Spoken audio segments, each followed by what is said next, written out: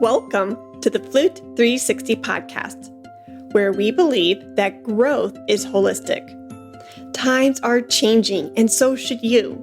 There's no need to feel overwhelmed. You don't have to navigate this journey alone.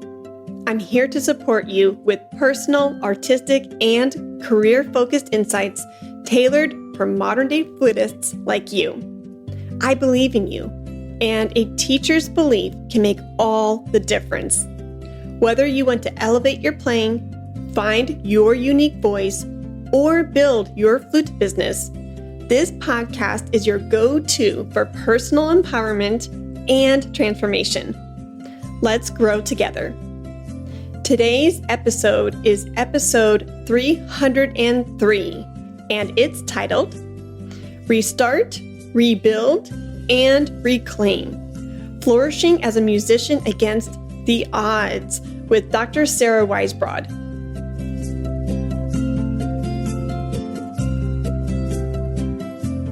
Hey, Flute 360er. Are you looking for a supportive group to play for and get valuable feedback?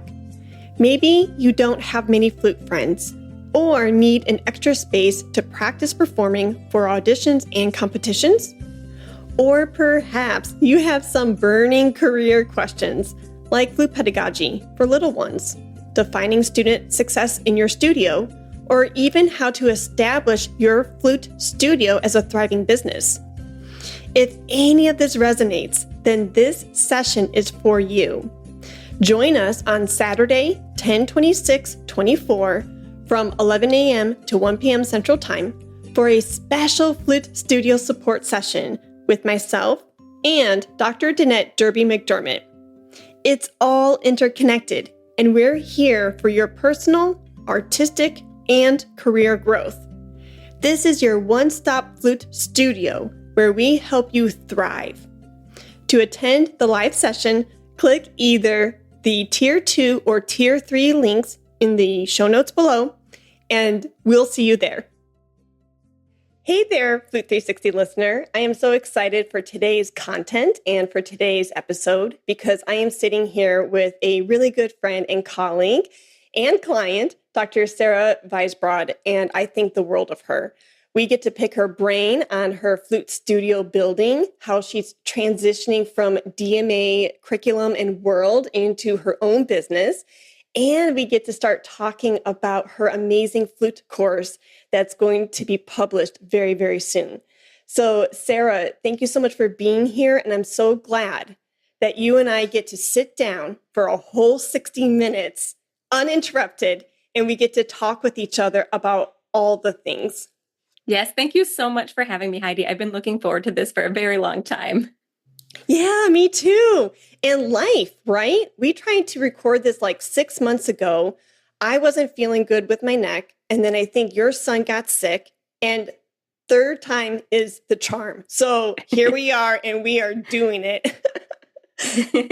So you're in Minnesota. Can you tell a little bit about yourself to the listeners so that way they can warm up to you and get to know you better? Yeah, absolutely. So yes, I live in the Twin Cities of Minnesota in a suburb of White Bear Lake. So you may hear the Minnesota accent come out a little bit. But I actually grew up in northern Minnesota on the Canadian border. And I think like most people who play the flute, I started at a really young age and I loved it. And I like to say that I didn't have access actually to a private teacher until I got to college. And I grew up in the time before Google and Facebook with dial-up internet. So I didn't really have a lot of resources. So when I went to school as a music major, that was the first time I actually had a teacher. And she was amazing. Her name is Deb Harris, and we're still really good friends to this day. And it just really opened my eyes to, what the possibilities are as a musician. And so I guess quick life story, after I graduated, I took what was supposed to be a gap year, but it turned into a gap decade. And I had to deal with some complications from rheumatoid arthritis. I was diagnosed with that during college. And then I spent that whole time working as a software developer, which I loved. I grew our company's data analytic capabilities. I helped us increase our customer base. But I always felt that yearning I was Mm. still involved with music. I actually had to take a 3-year break at one point. I couldn't even play the flute. I could barely brush my teeth because of the arthritis. But once I came back to it and was playing a lot, I knew I had to go back to school for it. And so I did. There's a term for us for, I can't remember the name. It's not atypical student, non-traditional student. I Ooh, I went love back to that. grad school, yes, as a non-traditional student. And Mm. so I started my master's in the fall of 2018 and finished my DMA last fall. I had a baby on the way, so I took a semester off. And like most people who are either students or teachers in academia, did all that through COVID and all the challenges that posed. So here I am today. Oh my goodness, yes. And this is why I wanted to talk with you on the podcast, is because you and I have so many overlapping layers to our lives. Me being from Chicago, you Minnesota, we're going to hear some very Midwest accents today. And just, even the break away from your flute because of health issues. That's something I'm going through right now. And being a non-typical, or what was the term you used about the student? Non-traditional. Non-traditional. And I'm a non-traditional, or was a non-traditional student going back to my DMA after 6-year break. You wanted to be a dancer. And we have so many connections. We have so many things and similarities that bind us together. And I think that's what draws us to one another. Like when I just see you, I just light up and I'm like, oh, Sarah. And I just love how you explain pedagogical ideas through Instagram. And I just feel like there's a lot of mindset and teaching philosophies that are in alignment for you and me. And so, yeah, I just thought to put that out there because it's really special for me to find common folk within our flute community. Yes, for sure. And I feel like sometimes, breaking into the flute community, if that's what you want to call it later in life, I think is a little more challenging. I didn't do the competitions. I didn't even know they existed, until probably late in college. And so I know that is one way to really meet people, right? If you're doing auditions or you're doing competitions, and that just wasn't what I was doing. And I don't think there's anything wrong with not doing those things. I just had a different trajectory at the time. I spent my summers working. I had a computer science internship and it was great. It was a real job. It was a real 9 to 5 job, 5 days a week at a paper mill. And that taught me so many life lessons. And so, everyone has a different path to where they get to. And so, but I am so happy, later in life to meet so many great flute friends like you. Yeah. Oh, thank you. Yes, I was the same way. I didn't even know competitions existed in college. And that sounds insane. Like as a teacher, I'm always giving my students opportunities for festivals and competitions. And so I had great teachers in my collegiate years. It's not that at all. I saw the older, like the masters and the DMA students competing. And so I thought that wasn't for me. And so I didn't do competitions until late 20s and early 30s. And a lot of competitions, they cap you at 30. And so by the time I started, I was already done. So that's really interesting. Yeah. So circling back to even the software stuff, I can imagine that job and the life lessons you learned from that world is going to segue beautifully into you building out your own flute business. Have you already started seeing that trajectory for yourself as you're building out your flute studio and post DMA? Yes, absolutely. And I think it's sort of maybe in two facets. So on sort of the business, the front end, we'll call it the front end side, what people see.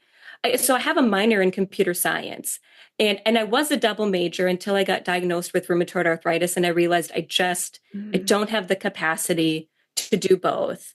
And also some of the classes I remember I walked into it, I had a networking class.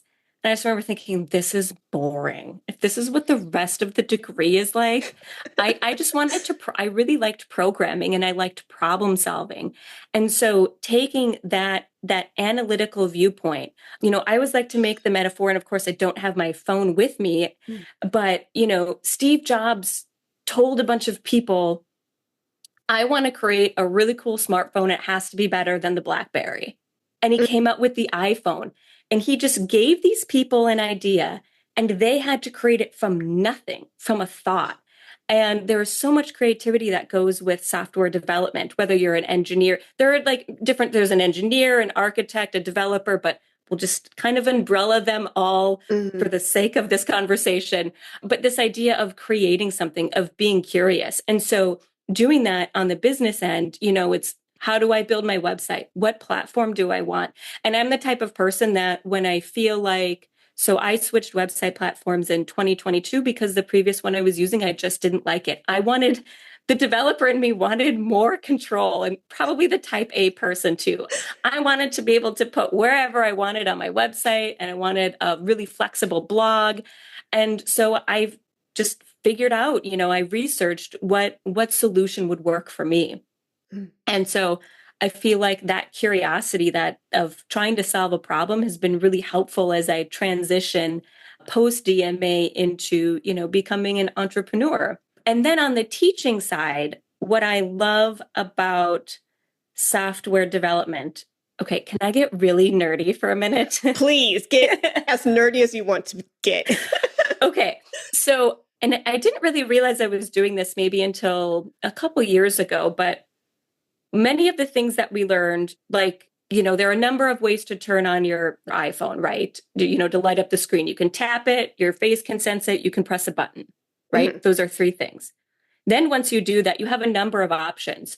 Are you going to swipe up? Are you going to enter a passcode? Is it going to be Face ID? Then from there, are you going to do a text message? Are you going to check your email? Are you going to swipe down for notifications?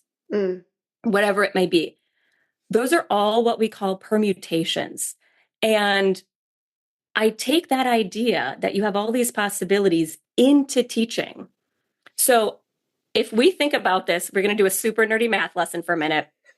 Let's say you have I'm just thinking, please don't have me solve the math problem. No.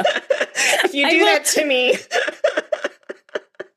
I will tell you the math problem. Okay, and I'll continue. just tell you where we're going before we get there. Basically, Okay.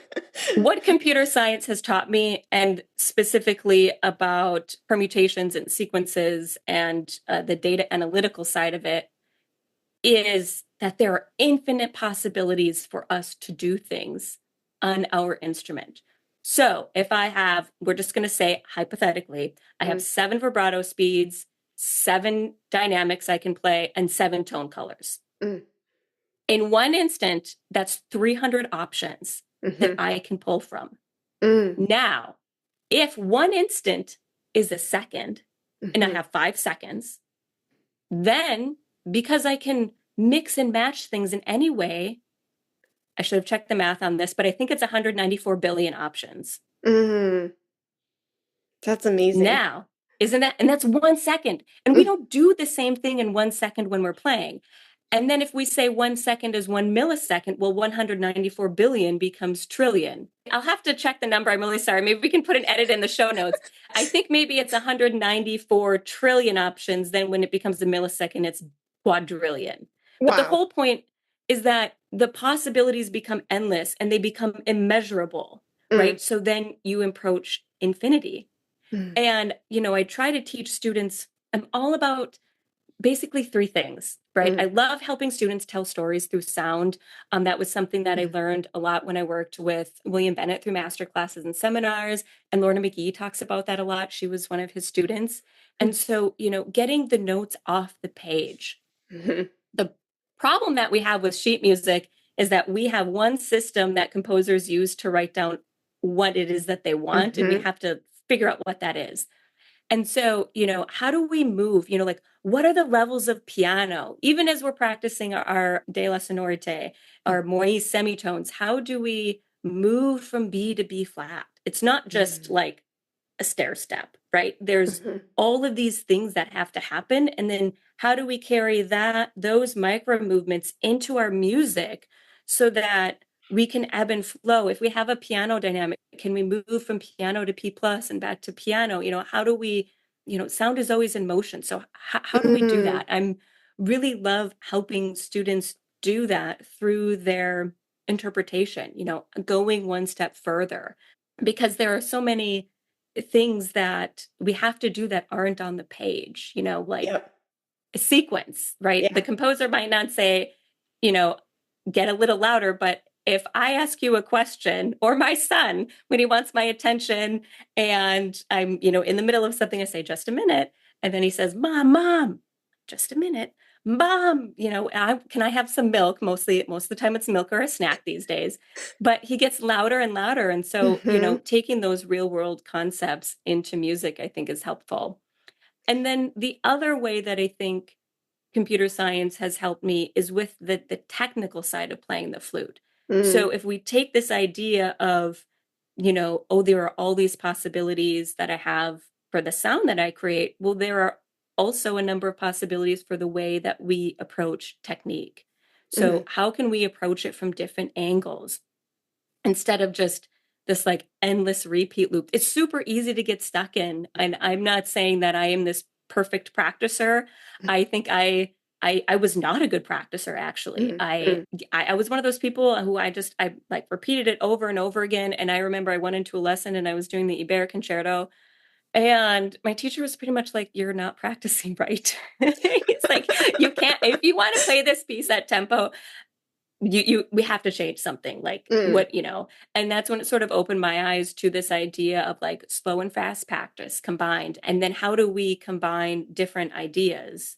Let's say I have problem with my C sharp, mm, right? mhm, How many different ways can I approach that C sharp? Let's say, I can approach it from the previous note, from the note after it. And then how many different ways can I just do those two approaches? Am I mhm, going to do a fermata from one to the next? Am I going to articulate it? Am I going to slur it? Should I make a slight crescendo? How can I help myself get the C sharp the way I want it? Should I do a pitch bend so I overshoot the C mm, sharp and go super flat? So then when mhm, I want it to be really in tune and resonant, it's there. Like, I think a great example of that would be, it's a C natural, but in the Martin Ballade on the big cadenza, we mhm, have this like big C and it wants to be so sharp. And so I would always practice overshooting it. So I would go flat so mm, I could hopefully have my C in tune and be when I in played tune. it. Yeah, exactly. So I love that all was, of that. Yeah. Well, going back to the math, I promise you, there is probably not one Flute 360er who will actually check the math. And if you are that person, well, good for you. we But I need to don't talk think, if you're that yeah, person. yeah, if you're that person, we need to chat. Yeah. But no, that's amazing. And I love how you geeked out with your software world and your flute world and how like they intersect and how it's greatly influenced how you teach and how you approach your performances, your practice session, and how you help your students. And then to kind of flip, because I think here's an ADHD moment for Heidi. We as in these different relationships that we have, it's beautiful when we get to wear these different hats with each other. So we're friend, colleague, mentor, student, clients, whatever, right? We can wear all these different hats. So I'm going to flip and switch on the mentor business coach hat for a half a second. I needed to hear you geek out about that, Sarah, because now I have a million creative ideas for you and how you come to your audience. Oh my gosh, I did not know the software world about you and about your story. I knew everything else about your beautiful boy, Glenn, and your husband, and renovations in Minnesota, and your supportive teachers. I knew a lot about you. And we've had a lot of very like personal talks through Voxer and our accelerator program. But I did not know that piece of your life story until just now. That right there, my business coach brain is going off the charts and thinking of all the things of how we can use that to bring the right people into your world. So I just wanted to say that out loud because one, keep me accountable. Two, just for everybody just to hear that and to celebrate like all of these different relationships and how we can ebb and flow from wearing one hat to the next.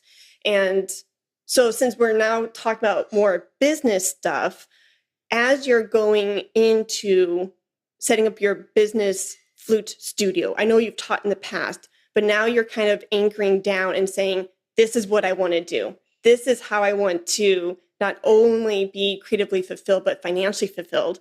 And I want to hunker down and I want to really scale my Sarah Flute Studio business. What is, because a lot of 360ers are in your place. What is something right now or in the early stages of pivoting that was the hardest for you? Oh, that is such a tough question. I think I'm still pivoting. I don't know. Okay. I feel like it's one giant pivot, and it's like that Couch and that Friends episode. It's just, I Pivot, really hope I get it. pivot. I hope I get it up the stairs. I think the hardest thing is like we spend all this time in a practice room by ourselves or in a, whatever your practice, and I'm not, it doesn't have to be a formal like practice room at a university, but you know, being a musician is often a very lonely process, right? We practice on our own, then we meet up. Sometimes there's not a lot of time for chit chat when we're in an ensemble rehearsal. I mean, one of my really good pianist friends and I mean, we have to allot an extra half hour when we rehearse because we like to talk. But I guess what I'm trying to say is, we spend a lot of time honing our craft. Hmm.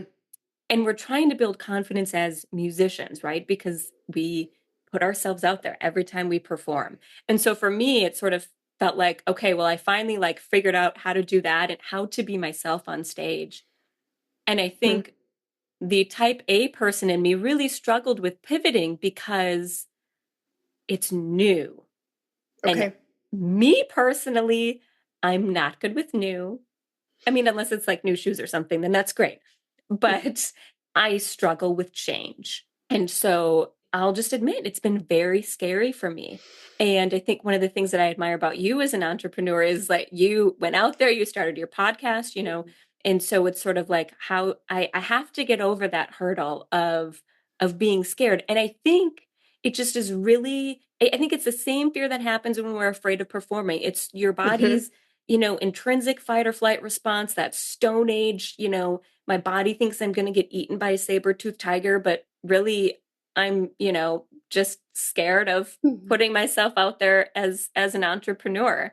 Hmm. But I think just doing it, going back to how the best way to get good at performing is to practice performing. And I think that Hmm. getting comfortable with putting yourself out there on social media or, it takes work and it takes practice and, getting comfortable sort of pitching things. I've had some sort of freelance work fall into my lap simply because I told somebody I had a solution for their problem. And they said, it was there. These are professional musicians. And they said, okay, fix it for me. I Nice. said, okay.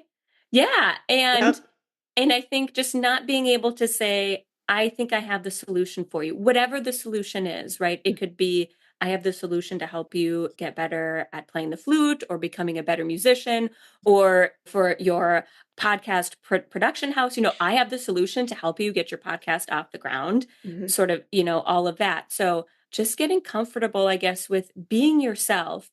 And I thought it was interesting that you said, the thing about software development, because I think, and I think the conversation is changing, but I think many years ago it was sort of you're either a musician or you're not. Yep. Like you Yep. either play in an orchestra or you teach at a university or you're not. Hmm. And to have what we call now a portfolio career is Hmm. more acceptable. But I think that that's what many people were doing for a long time. Yes. And I never really talked about my computer science job because I guess I didn't think it was relevant. But then once I started, exploring this avenue and realizing, and actually it was really in handy in my theory classes. Mm. The ability to see patterns very, very quickly Yep. is a great skill. And it can be learned. And I think I learned it in the computer science classroom. How do you sequence a problem? Like Hmm. everything is repeatable. So how do we code that and then make it happen? So Mm. understanding patterns. And then I think just getting comfortable in my own skin, sort of owning my story. I also Hmm. never used to talk about my rheumatoid arthritis. Hmm. I think because, maybe again, it's putting yourself out there and saying, Yep. oh, I have this, I mean, it's a disease.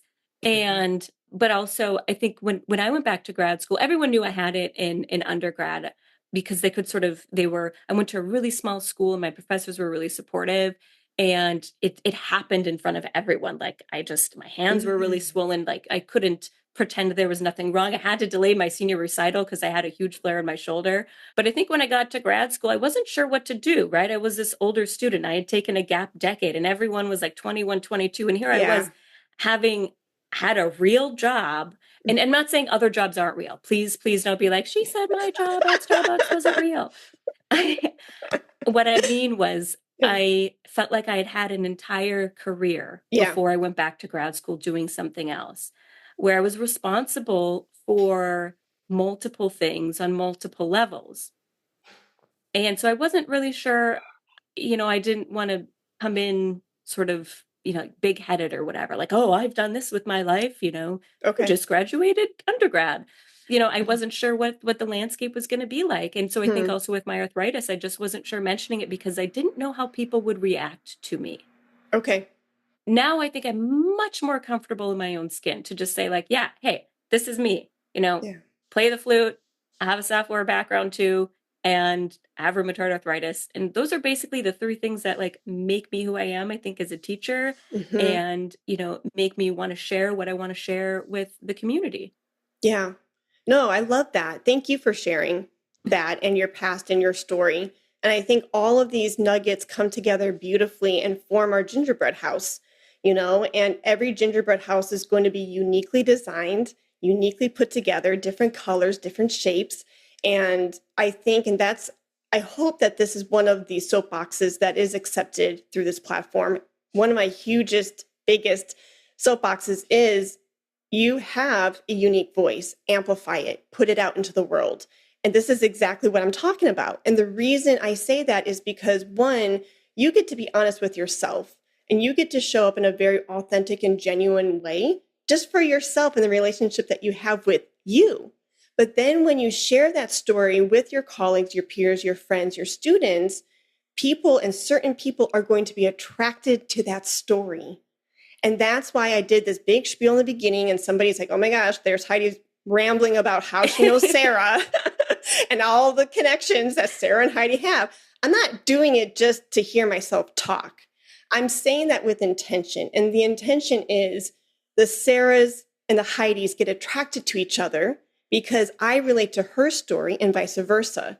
Me going through the neck shoulder rehab session and season these past 2 years, maybe, I don't want to put words in Sarah's mouth, but maybe, just maybe, Sarah's like, oh, she would get me. We had two different conditions, but she gets me. She gets that I maybe couldn't get to my flute for months or years at a time. And she's not going to shame me or judge me for that because she understands my world to a certain degree. And that's why explaining and sharing your story is so important so the right people can come into your orbit, so you can lift each other up, encourage each other, serve each other in different capacities, wear those different hats like I talked about earlier, and then amazing creative and financial doors can open for everybody involved. That's where the magic is. And then if you wanted to do another full circle on all of that and those layers, another layer in my brain, in my flute teacher performer brain, is music requires honesty. So if we're not showing up for ourselves in our most authentic way, how can we interpret the music that another human wrote on the page on our stand and convey it to another human being when we are not authentic in our storytelling through the music, through our instrument? Do you see what I'm saying? And so that's why there's so many layers to this. And I don't want to go down that rabbit hole because that will be an entire hour conversation in of itself. But I'm so glad that you were honest to share that because that's how you and I connected. And that's how certain 360 listeners will connect with you. And maybe just hear that too and go, oh my gosh, I am 2-3 years away from my instrument. And maybe they are sitting at home right now cooking. A lot of my 360ers, they listen to podcast episodes as they cook. So maybe somebody's cooking right now and shaming themselves, unfortunately, and going, oh my gosh, you've been away from your instrument for whatever reason. You should get back to practicing. Why aren't you doing these performances? Your career doesn't look like this person. And you're going down this horrible shaming rabbit hole. But hearing Sarah's story or hearing my story, you can be like, oh, this is a thing. Humans and other people are going through this. I'm not alone. That's why we talk about this stuff. Yeah, absolutely. And I just wanted to quickly piggyback, if that's okay, Please. off of what you said about being so comfortable in your own skin, because I think when it comes to performing, for me, when I just went out there and said what I wanted to say, you know, and I wasn't afraid to do, like, I really, really love really trying to get like a really pianissimo. How quiet can I be? Can Mm. I just like take the sound away and make the list and draw the listener in? And when I stopped being scared, when I stopped being scared about what my peers were going to think, about whatever. It was mostly my peers. I mean, let's be real. In school, sometimes it's really easy to worry what our peers are going to think about. And even though I was an older student, I still had those fears. Like, are they, what are they going to say about me? But I had to learn that I had to be authentic to myself. And hopefully, everyone showing up for me was there because they wanted to be there Mm. and support me, and not because they wanted to be there and then, use that to Yeah, say sit there terrible and things. yeah. Yeah. And if they were going to do that, fine, that's on them. And I think once I just got really comfortable with that, I just felt more comfortable. I felt less nervous performing as well. Yep. And so and then it sort of had this multifaceted effect, honestly, of Mhm. just, being yourself. Yeah, my performance anxiety went way, way down. And that's what podcasting reminded me of. You are a storyteller. You're sitting down and chatting with your friend with coffee or tea, and you're sharing your stories. And you're talking about perhaps your student stories, what happened to you, etc. And there's an ebb and flow between myself and any one of my guests. That's ensemble work. You listen. That's music. You listen. You need to listen, and being intentional with what you're saying, what you're about to say, and knowing the beginning, the middle, and the end of your thoughts, phrasing. And podcasting reminded me that I am a Mrs. Chatterbox. I love to share stories. And when I get onto stage, I don't have to sound or act or be any other flutist or any other musician other than myself. And when you get into that zone and into that pocket for yourself, the performance anxiety, I promise you, it melts away. It melts away because now you're not comparing yourself an apple to an orange. You are an apple. Own the fact that you are an apple, and it's very freeing. And I'm getting really giddy and excited. And now I'm dorking out that you understand it in that way. And not only understand it in that way, but you've experienced it in that way as well. Yeah, absolutely. I think it's something that I think we all go through, and it doesn't matter if you're a music major. Even before I went back to school, even when I was playing in community ensembles, I felt the same thing too. So I think Mm, that all of these, trying to be confident in our playing is something that is universal, regardless of our level. mm, I love that. Do you mind if I ask kind of an intimate question about the rheumatoid arthritis? Go for it. Okay.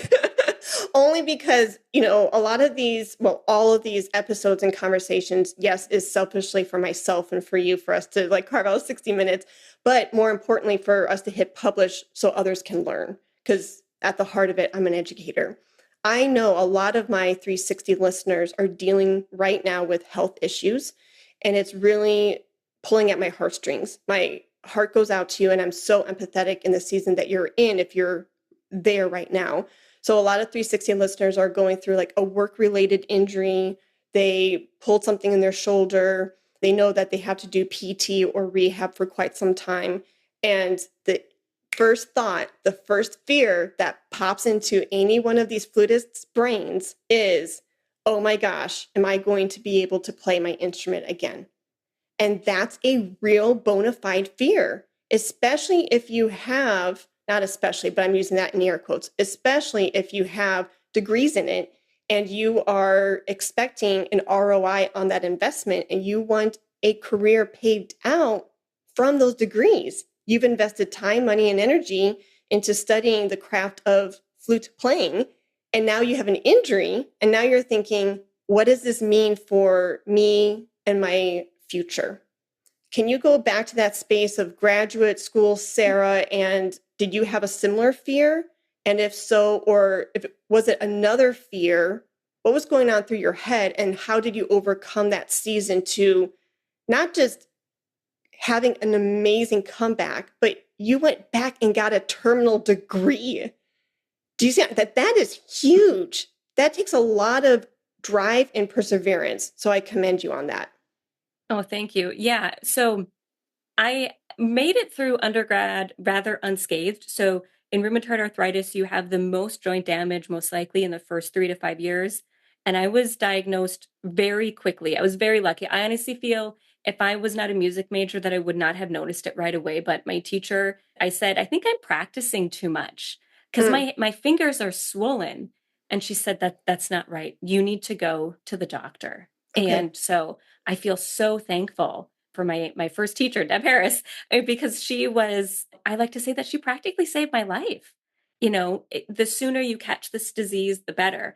So after I graduated college, I took a gap year and I applied and I got into graduate school. I was accepted into a master's degree and I didn't get any funding. And so I thought, well, I'll just defer one more year and see if they have a fellowship or assistantship for me. And I'm so glad I did because several months later, I had a huge flare in my wrist. Mm, And the other thing is that the medication takes a while to kick in. So when you have this big event, you're chasing, chasing, chasing. okay. And what ended up happening, so it got so bad. I'll just, like go down into the abyss a little bit. But it got so bad, I could barely brush my teeth, brush my hair. Mm, Grocery shopping was difficult. There's no Instacart back then when this happened. I would put my brace on my wrist and I would go to the store and I would wheel one bag of groceries out to my car. And actually, I still do this because I couldn't carry it out. mm, I mean, that's how bad it was. And like going to the grocery store was absolutely painful. I mean, there were days when I would just I remember laying on the carpet just in my apartment in just excruciating pain because if I moved, it was yeah. like just the wind on my wrist. It was so painful.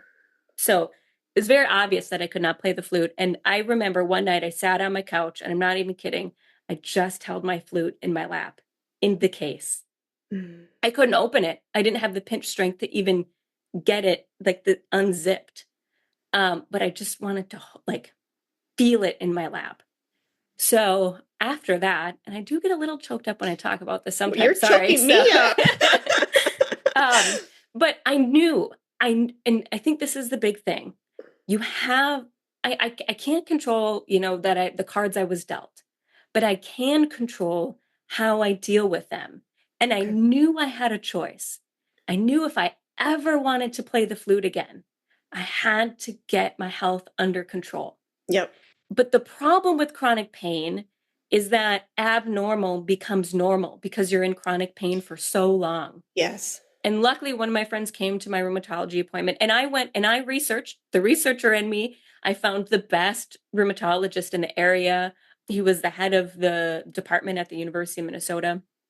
And I knew I had to see someone who was an expert in their Mm, field if I ever wanted to play again. mm, Because I knew that the longer the joint damage happened, what happened was, and so sorry, listeners, for those on audio, basically what happened was that I like to say the disease ate the cartilage. I mean, that's what it does left untreated. It ate the cartilage between my wrist bones, my scaphoid and lunate started to fuse together. mm. And at one point they were talking about a wrist transplant. And I was like, no, or they wanted to fuse my wrist bones. And I thought, oh, if you ever do that, I'll never play. Like, how am I going to Wow. play this sideways instrument? Because it's Yeah. the left hand. So eventually, 3 years later of all of this medication, I was basically on the maximum doses of everything orally I could be on. And then I started an injection medication. And then things got better. And Mhm, then I taught myself how to play the flute again. I did mm, my Trevor Y. I think that was like all I did for a while was just trying to figure out, how do I play this instrument again? And so when I came back to it, I knew that I had to be very, very mindful about mhm, how I did it because the fear was, and it still kind of is, that mhm, it would be taken away from me at any moment. At any mhm, moment, the flare would come back. And I think that I can't speak for everybody with chronic who live with a chronic condition, but for me, there's always this very tiny fear at the back of my head of what if I get the flare to end all flares, the one that mm, takes it all away. mm, And so I think it's a very real fear to have, but I know that, there are other things that make me happy. So Sorry, this is a very long answer to your question. No, I love it. But well, I don't love that you went through it, but I love your mindset. yes, and basically, I knew I had to figure it out. I had to climb out of that hole. Again, Mm-hmm. it was a binary Yep. choice, not to get, circle back to computer science. It was a binary choice. I either figured out how to become as healthy as possible, or I just let the disease consume me. And I just couldn't do that. I Mm-hmm. couldn't take the other road. I had to Mm-hmm. figure it out. So I figured out what to do. I became healthy. And that's not to say I didn't have ups and downs. I had flares along the way. But for the most part, I went through graduate school rather unscathed. I was in what I like to call a medical remission. Mm. And then I had a child. Yep. And I was very healthy throughout pregnancy, but what I didn't realize was the shock, because it's a shock to the system of giving birth. Mm-hmm. About 7 weeks later, I had a full-on body flare, head, shoulders, knees, toes. I mean, not in my head, but shoulders, knees, toes, hips, ankles. I mean, it was so painful to walk. And then we had to go through the whole process again.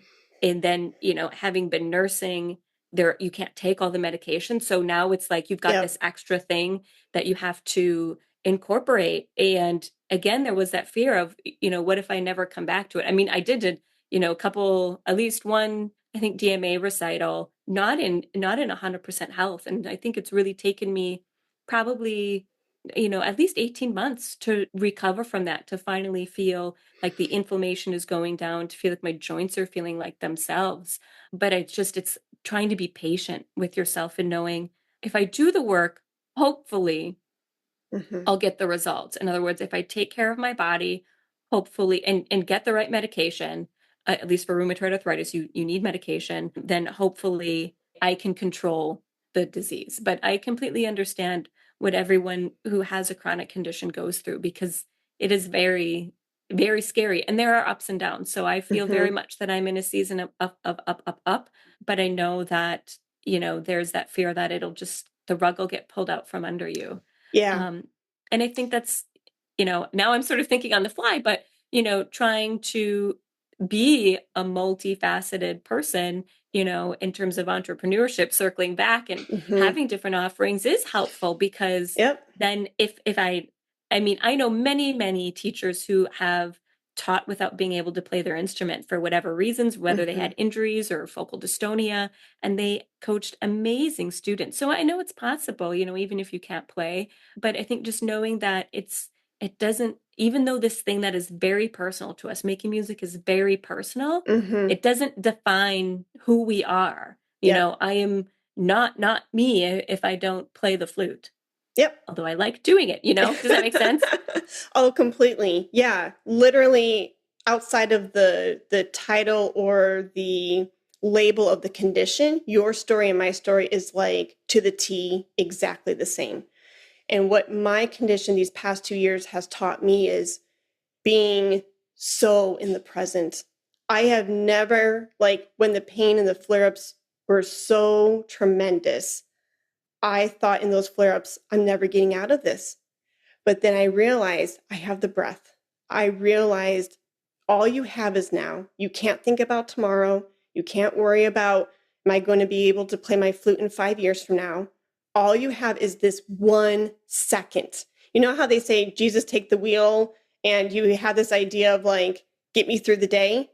The pain at some point during my recovery was so intense that I had to just be in the second or the minute, not the hour, not the day, the second. And boy, that really, and it puts everything into perspective too. Because it's like, if I can put the flute back to my face, great. If not, that's okay too. Because all I need to do is take care of this human being that was given to me. I'm talking about myself. I'm responsible for me. So whether or not I get to play the flute again, that does not define me. Who am I? And I could go down that rabbit hole for a gazillion minutes. But the point is learning how to be extremely in the present, extremely intentional, doing things with a purpose. And because my energy and physical and mental well-being wasn't the best these past 2 years, I'm in a much better place now. I had to be very intentional of what I took on. it was very easy for me to say no to things that were not in alignment because I had to get really nitty gritty and very microscopic of this is a yes, this is a hard no. Because before I used to take on all the things, but now it's like, okay, guess what? This is what I have. This is what's in my cup, and this is what I can offer, with this amount of energy and time that is allotted to me. And there was one night when I had a huge flare up. And literally Eric and I were in our closet praying. And I screamed out to God. And I just literally said, what do you want me to learn from this season? Because there's always a silver lining in tragedy. There's always a silver lining in hopelessness. And I just screamed out, like, what do you want me to learn from this? Because I know you're here. I know you hear me. I know you love me. But what am I supposed to learn? Clear as day, Sarah, like so clear as if you and I, we are talking now, but as if you and I were in the same room talking, clear as day, he said, gentle spirit, gentle spirit. And the reason why I say that and testify to that is because of what you said earlier, learning how to be patient with yourself. When I heard that, I was like, oh, I need to learn how to be more gentle with myself. Oh, I could be more gentler to my husband when he's annoying the heck out of me. Oh, I can learn how to be more gentle with my students when they haven't practiced, with parents who keep showing up late, who don't pay their invoices on time. We can all relate to this. I'm not outing anybody, but gentle spirit. And it was so profound. And because of that, and if you are a listener going through something similar to what Sarah has gone through or what I have gone through, one, you're not alone. Two, you have resources. Three, you need to be your number one advocate for yourself and for your health. And four, you can, I think it's four, but four, you can get yourself out of that black hole with those resources and the right people. You have to be patient with it because everyone's recovery time, rehab time, healing journey is going to sound and look different from one person to the next. So you're not alone. And I appreciate you, Sarah, for being honest and vulnerable and sharing that, because I'm sure it will be so extremely powerful to somebody who may be going through this right now. Yeah. And I think, the other thing about everything that I think we all do, the collective it shapes how we do what it is we do. Sorry, I said we do a lot, but I guess what I meant to say is, because of what I experienced, I really, I explored the Alexander technique. Mm-hmm. And that is something that I carry in with my own playing, but also into my students. I'm very, very much, if you are in pain, like no pain, wait, what did they say? No pain, no gain. I don't know what I changed it to, but I just basically say that is not true. Yeah. There's no award for playing with pain. And so I've become very, very hyper aware of that. And, I think for you too, going through the season that you went to, right? Like that is those are tools now that you have in your toolkit to give your Mm-hmm. students to help them with whatever they're going through, right? Whether they experience their own health issue or again the patients, how to help them just be patient with what they're learning.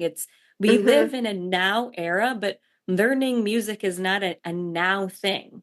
And Hmm. I think we have to figure out what it is we're going to do with Hmm. that sheet of music Mm-hmm. and things that we've maybe not done before, and that requires a lot of patience and just diligence and to your point, 1 second at a time work. Mm-hmm. Yeah. I love that. Well, you and I can talk about this all day long. I So I want to know. make sure that I allot the right amount of time for your amazing offering that's coming out into the world. Speaking of students, Sarah is putting together her first flute course. So feel free to tell the listeners what it's about, who it's for, and all that jazz. Well, thank you. Yes. So this course is basically a compilation of everything I learned over the last 20 something years, just learning how to play the flute. And I've become an amalgamation of my teachers. So I like to say, like, that's one facet of my teaching, right? I studied with people that I was passionate about studying with because they had something I didn't have in my playing that I knew I needed. So I take what I've learned from my teachers And I combined that with the software development side. So how do we be agile with our framework? How do we optimize our time? And so, and then the other part is just what we talked about with the rheumatoid arthritis is then being mindful. And I like to think that mindfulness, sorry, I'm going on a brief tangent, but I think there are so many different ways to describe mindfulness. And I was thinking about this morning, but I think it's just how do you react to what it is your body's doing, right? So if you're nervous, Mm. how do you counteract those nerves? There's a lot of sports psychology and breathing work things that we can do, or mindfulness in the practice room. If I've got that really difficult, since it's flute listeners mostly, the opening of the bear, it's super easy to just want to grab onto that flute and grip it tight and hope you get on the train right away. And but but I think Moise used to say what would he say? It was something along the lines of, basically the flute does the opposite of what you want it to do. When you grip it, it does not, Right. that's not helping you. So Mm-hmm. how do we, just become aware of ourselves? So Mm. the course it's taking those three aspects, right? It's how to tell stories through sound. That is one Mm. part of it. And it's so I'm going very much in detail, like how do you break down a phrase? How do you find the keynotes? Why is that note important? It's really Mm. important, the why. So like, what do you do? How do you do it? And why do you do it?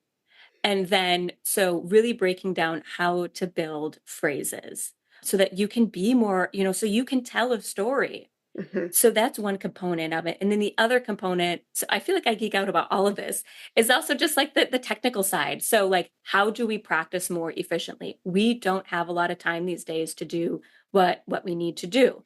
And, how do we not like spin our wheels in the practice room? It's so easy to be, like, okay, I've got 30 minutes and I have to do all these things. And then you start practicing and you're like repeating the same thing over and over again, hoping you get it right. And you're not going to get it right. And the thing that I like to say is, that's what your brain will download at night when you're sleeping Mm. as the way you're going to play it. And that's what'll come out in a performance, Mm. whatever you practice. So if you practice the wrong thing over and over again, your brain's going to think that that's the quote unquote, right thing to do. Mm. So how do we practice in a way that gives us the solid foundation we need so that when our fight or flight response kicks in, we won't revert to something else or our fingers and tongue won't get in our way? How do we have that technical stability that gives us the artistry? And because I think I came up with this name the other day, but being an interconnected musician. So there's telling a story, Mm-hmm. the technique, and then you need the mindfulness. Mm-hmm. So you need all of them to be successful in whatever it is you're doing, whether you're taking an audition, you're performing, you play in a community ensemble, you play at church, whatever it is, you need all of that to be successful, because then you need the mindfulness to say, oh, I'm getting nervous. Okay, I feel like I'm collapsing here. Oh, I'm gripping the flute. Oh, can I be very Alexander technique?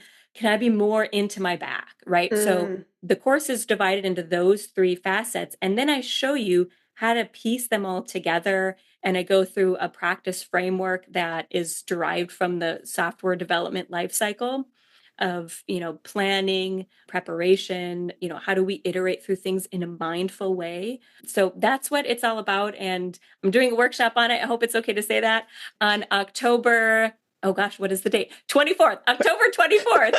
I was like, I got you, girl. It's October 24th. I'm so sorry. No, not at all. October 24th, 1 p.m. Central. Please come live, but I understand it's during the business day. So if you can't make it, it will be recorded. And we're just going to be talking about some of these things, like what are, key mistakes that we often make in the practice room, and how can we correct that? So I'd love to see you there. And I'm sure Heidi will put a link in the show notes for all of that. Yeah. Make sure you send me the link so that way I can't put in the show notes. And it's free to attend. Yes, absolutely. Okay. It is free to attend. Yep. Okay. It'll be on Zoom. So I'll send you all the information if you sign up.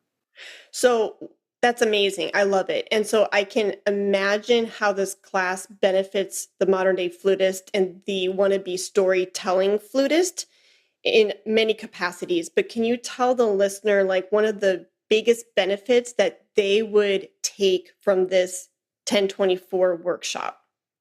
Yeah, I think the biggest benefits would be, I want you to walk away with understanding how you can gain more confidence in your playing through optimizing your time in the practice room, through these three different elements. So that's what I want you to walk away with, is some shifts that you can take into your practicing that will hopefully help you.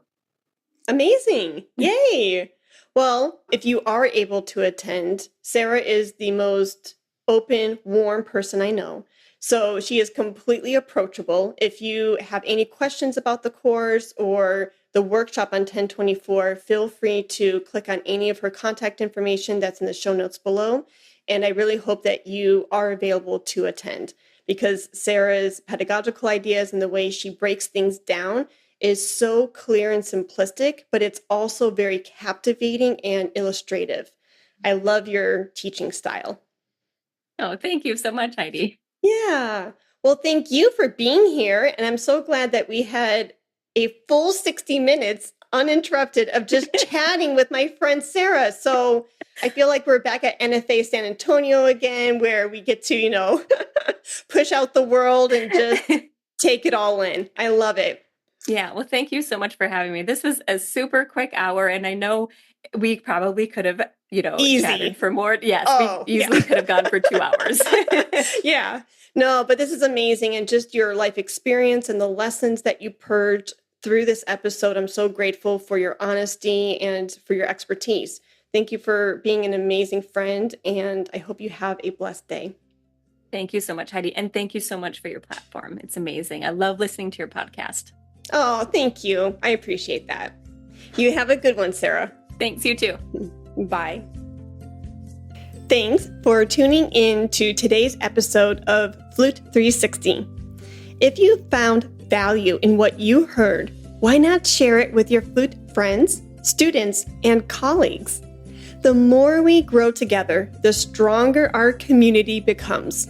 Remember, you're not just listening, you're part of a movement to empower flutists personally, artistically, and in their careers.